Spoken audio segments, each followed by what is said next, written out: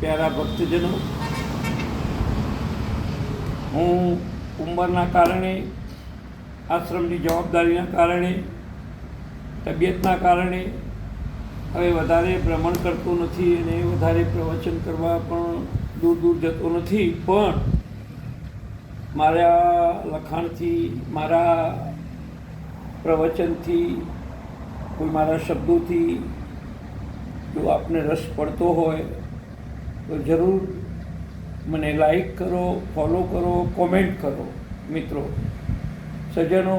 કારણ કે એનાથી વધારે મારા જે થોડાક સારા વિચારો છે એને વધારે વેચી શકું. હું કોઈ ધંધાદારી માણસ નથી. સામાન્ય રીતે આપણા સોશિયલ મીડિયામાં તો સૌંદર્ય અને સૂરની બોલબાલા છે, એટલે ત્યાં વધારે લાઈક અને કોમેન્ટ થતા હોય. પણ હું તો એક સામાન્ય સાધુ તરીકે જ વાત કરતો હોઉં છું, મોટા ભાગે એક વિચારક તરીકે વાત કરતો હોઉં છું. તો આપ સૌને વિનંતી કે મને ફોલો કરો, લાઈક કરો, કોમેન્ટ કરો.